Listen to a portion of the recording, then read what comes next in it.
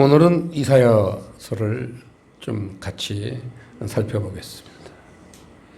조금 남겨두지 아니하셨다면, 이런 주제입니다. 이 글을 기록한 이사야는 칠판에 보시면 나오지만 이사야의 사역 시기는 BC 739년부터 BC 681년까지 그렇게 그 기간에 이사야가 선지자 사역을 했습니다. 그런데 그 사역 기간 안에 들어가는 BC 722년 그 해에 이사야가 속해 있던 이스라엘은 멸망을 당했습니다. 참고로 이사야 사역 시기와 또 대선지자 예레미야의 사역도 아주 묘하게 공통점이 있습니다. 예레미야의 사역 시기는 칠판에 있지만 BC 626년부터 BC 580년까지 사역을 했어요. 그런데 아까 이사야도 그 사역 시기에 나라가 멸망한 것처럼 예레미야도 이 사역 시기 안에 들어있는 BC 585년에 남유다가 멸망했습니다. 그러니까 이사야하고 예레미야는 그런 묘한 공통점이 있어요. 사역을 하는 동안에 자기 조국이 멸망을 당해서 굴비 두름 엮듯이 엮여서 그 정복을 한 나라에 끌려가서 포로로 살았던 그러한 기관 운명을 가졌던 분들입니다. 이런 기관 운명을 가지면서도 중요한 그런 말씀을 우리에게 전하게 해주셨으니 얼마나 이게 놀라운 일입니까? 당시 이 이사야가 사역했을 때 그 이스라엘이라는 나라의 상태는 방금 전 우리가 봉독했던 2절에서 9절까지 말씀 안에 들어있죠. 얼마나 답답했으면 하나님이 2절에 하늘이여 들으라 땅이여 귀를 기울이라 여호와께서 말씀하시기를 내가 자식을 양육하였거늘 그들이 나를 거역하였도다. 소는 그 임자를 알고 나귀는 주인의 구유를 알건만은 이스라엘은 알지 못하고 나의 백성은 깨닫지 못하는도다 하셨도다. 하늘이여, 하늘이라는 건 우리 영을 얘기합니다. 땅이라는 건 우리 육신이죠. 그러니까 영과 육신에게 말씀하시는 거죠. 귀를 기울여라. 그러시면서 그렇게 타락한 이스라엘을 한마디로 또 이렇게 요약한 게 4절에 슬프다 범죄한 나라요 허물진 백성이요 행악의 종자요 행위가 부패한 자식이로다. 행악의 종자라는 거 이게 이스라엘을 단적으로 그렇게 표현하는 단어입니다. 행악의 종자요.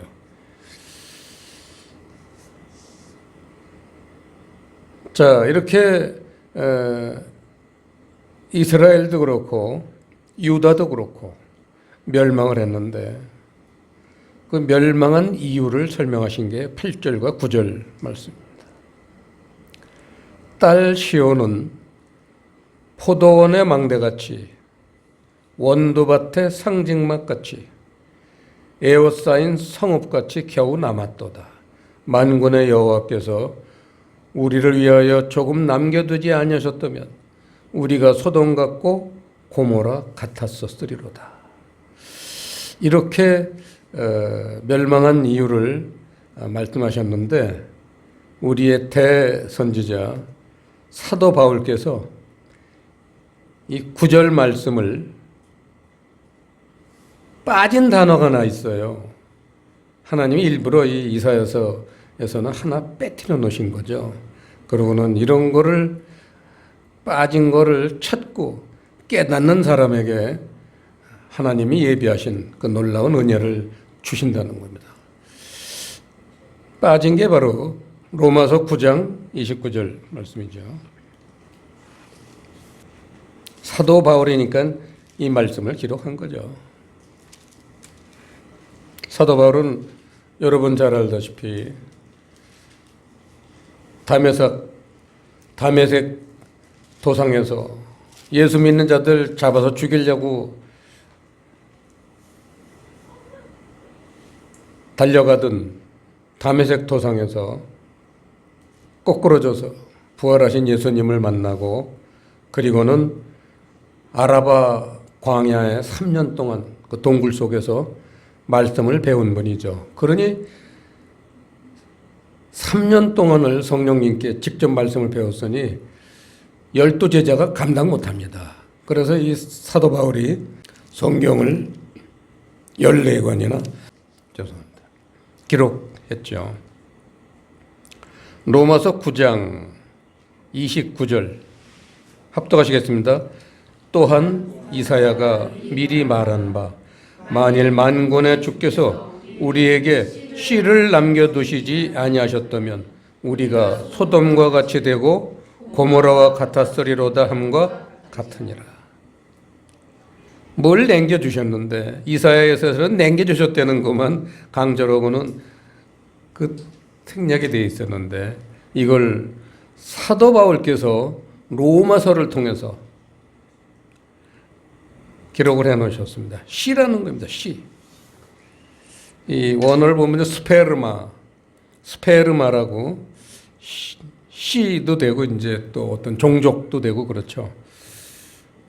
이 스페르마에서 이제 유래가 된 게 영어의 스perm이 이제 이 정자라고 해서 씨죠. 스페르마라는 단어를 사도 바울이 기록해 놓으셨습니다. 자, 본문으로 돌아가서요. 이 씨를 조금 남겨두셨다는 거예요. 이 씨라는 건 바로 하나님의 씨, 하나님 나라의 씨죠.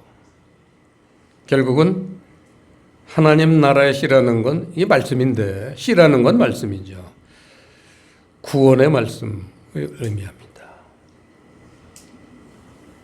우리 푸른교회 성도님들은 우리 푸른교회의 설립 목적이 바로 여기에 있었기 때문에 또 늘 저희가 강조하기 때문에 기억하십니다. 하나님 나라의 씨라는 건 로마서 1장 16절이죠. 그래서 로마서 1장 16절은 성경의 어느 부분보다도 뒤처지지 않는 그러한 중요한 말씀이죠. 한번 찾아보시겠습니다. 로마서 1장 16절입니다. 이사야서에서 숨겨놨듯이 바로 이 말씀은 오늘날 교회들에게 그렇게 알려져 있는 말씀이 아닙니다. 합독하시겠습니다. 내가 복음을 부끄러워하지 아니하노니 이 복음은 모든 믿는 자에게 구원을 주시는 하나님의 능력이 됨이라. 첫째는 유대인에게요 또한 헬라인에게로다. 오늘날도 우리나라에 10만 개가 넘는 교회가 있다가 코로나 3년을 겪으면서 반토막이 됐다고 그래요. 교인도 반으로 줄었다고 합니다. 그래서 지금 옛날에는 그 교인 수 같은 거 이렇게 부흥회 가면 자주 목사님들이 언급을 했는데 지금은 어느 부흥회를 가도 교회 수나 교인 수 말하는 부흥회가 없어요. 왜냐하면 말하기가 부끄러운 거 너무 줄어들어서. 한번 제가 얼마 전에 어떤 목사님이 말씀하시는데 들었는데 반토막 이상 줄어들었다고 하더라고요.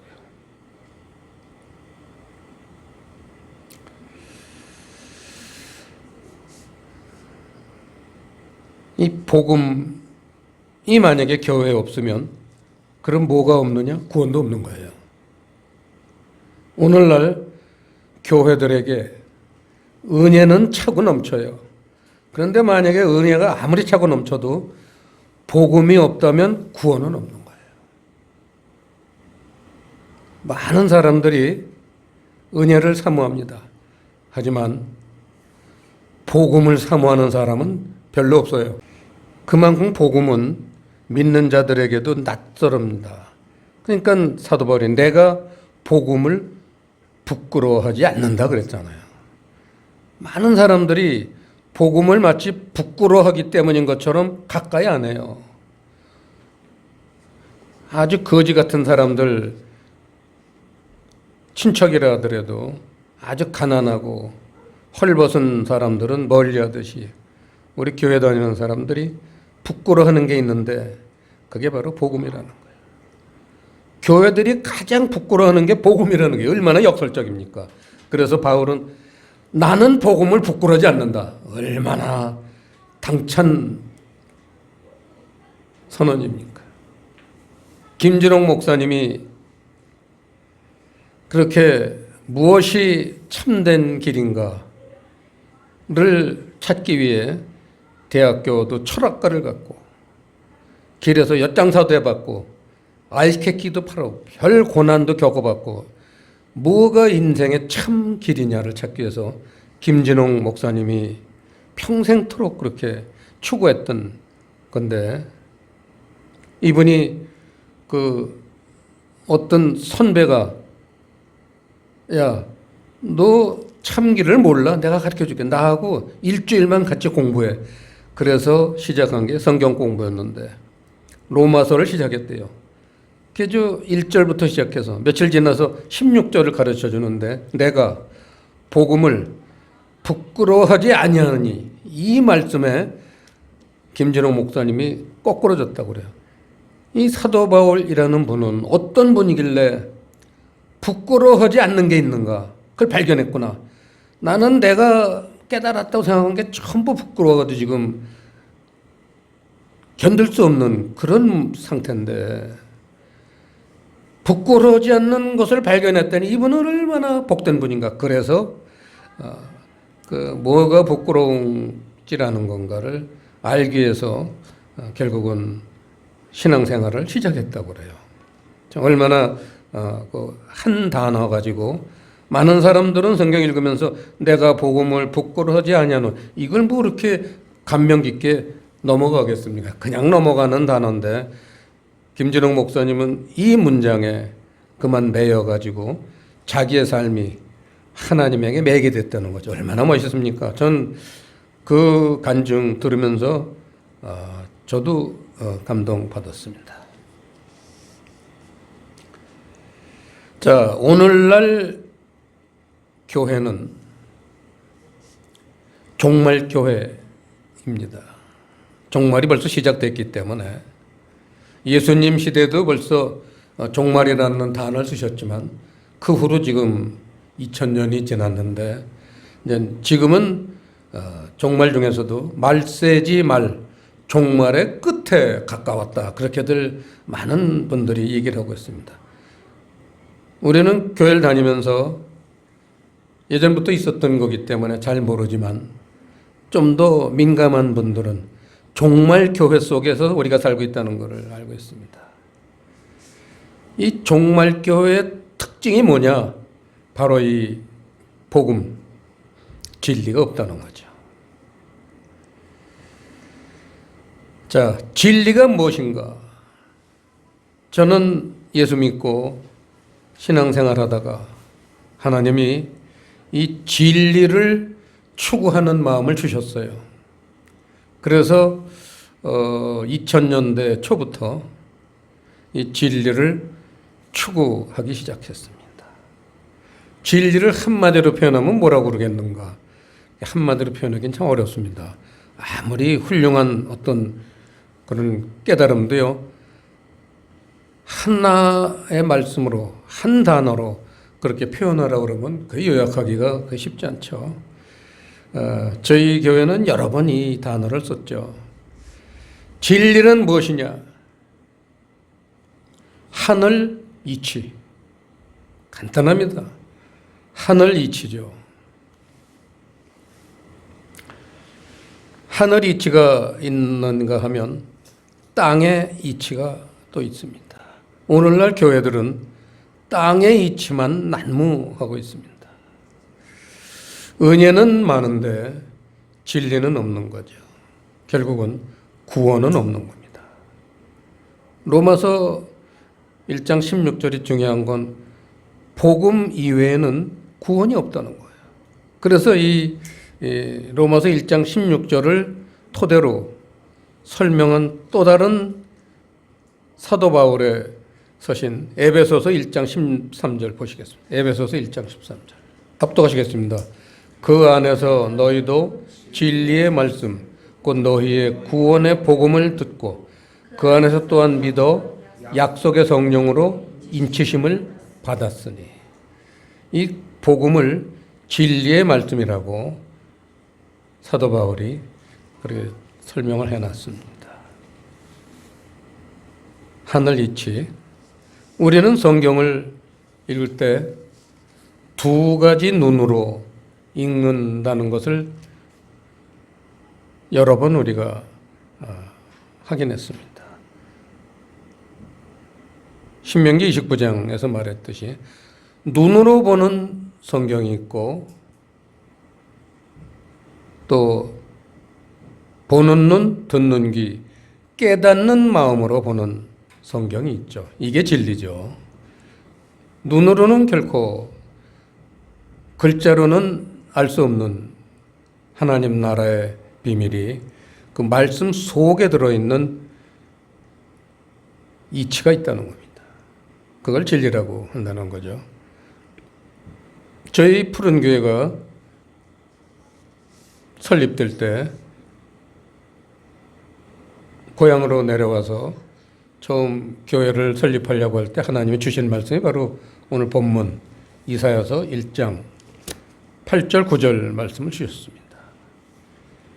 딸 시온은, 딸이라는 건 교회고 시온이라는 건 진리입니다. 딸 시온이라는 것은 진리를 추구하는 교회를 그렇게 표현합니다. 딸 시온. 딸 시온은 포도원의 막내같이 원두밭의 상징막같이 에워싸인 성읍까지 겨우 남았다. 원두밭의 상징막 같은 교회를 주시겠다. 이 말씀을 우리에게 약속하셨죠. 하나님께서. 처음엔 그 말씀이 뭔지도 모르고 그냥 말씀만 받았는데 시간이 지나면서 그 말씀을 풀어주셔서 우리가 알았죠. 진리를 추구하는 교회. 종말이 가까울수록 진리는 점점 숨깁니다. 특징이에요. 진리가 꽤 보편화된 시절도 있었어요, 전에. 아주 사람들이 올바로 살고 또 영적인 것을 추구하고 그런 시대에는 진리도 활짝 폈던 시절도 있어요. 그랬는데 세상적으로 교회가 바뀔 때 진리는 숨습니다. 종말이 갈수록 점점 교회는 세상화되기 때문에 마지막에 세상 끝에서는 이 진리를 찾아보기도 힘들게 된다는 거죠. 자, 이제 결론입니다. 그럼 왜 이렇게 진리인가? 왜 이렇게 진리를 추구하는 게 하나님의 목표인가는 우리 푸른 교회의 표가 로마서 1장 16절하고 또 하나가 있는 게 베드로전서 1장 22절입니다. 찾아보겠습니다. 왜 그렇게 진리를 추구하는가? 베드로전서 1장 22절. 너희가 다음에 성령을 통해가 누락돼 있다고 그랬죠. 그래서 그걸 집어넣어서 합독하시겠습니다. 시작. 너희가 성령을 통해 진리를 순종함으로 너희 영혼을 깨끗하게 하여 거짓이 없이 형제를 사랑하기에 이르렀으니 마음으로 뜨겁게 피차 사랑하라. 이거죠.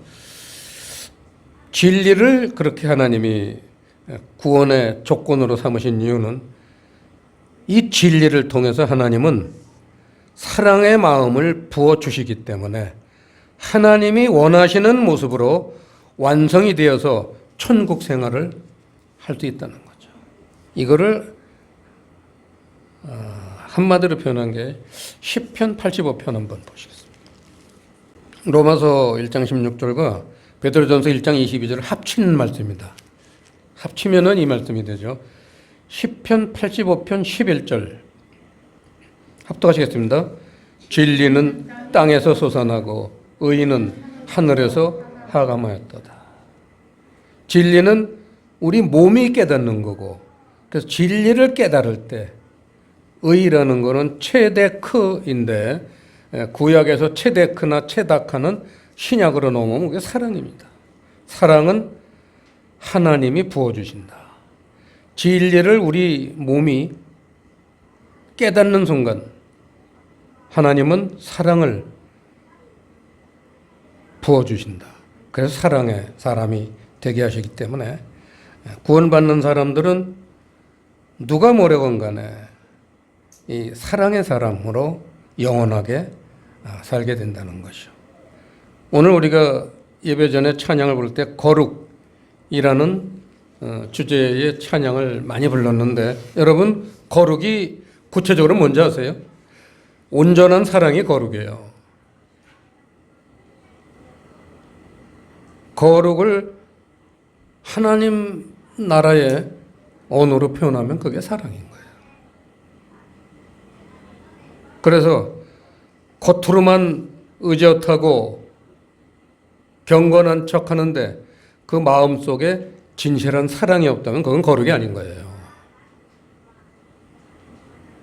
우리가 늘 기도할 때 빼놓지 않고 회개 기도를 하지만, 우리가 이 세상 살면서는 우리보다 힘센 자가 이 세상을 지배하기 때문에 하나님이 만들어 놓으신 순리죠. 그러니까 늘 우리 깨끗하지 못한 그런 순간적으로 남을 미워하고 깔보고 자기중심, 나만 잘 되길 바라고 그런 모습으로 살지만, 하나님은 진리를 깨닫는 만큼 사랑하는 마음을 우리 마음속에 무차별로 부어주시기 때문에 그러한 세상 것들로 언젠가는 하나하나 소멸되고 사라져서 하나님이 진정 원하시는 온전하신 사랑의 모습으로 변화시켜 주실 줄 믿습니다. 기도하시겠습니다. 아버지 하나님, 오늘 이사야서 1장 말씀을 통해서 종말이 가면서 무엇이 없어질 것인가를 우리에게 경고해 주셨으니, 우리가 이 말씀을 잘 깊이 묵상해서 종말이 갈수록 더욱 우리가 이 진리를 소중하게 여기고 추구할 수 있는 우리 모든 성도들이 되게 해 주시옵소서. 감사를 드리오며 예수님 이름으로 기도드리옵나이다.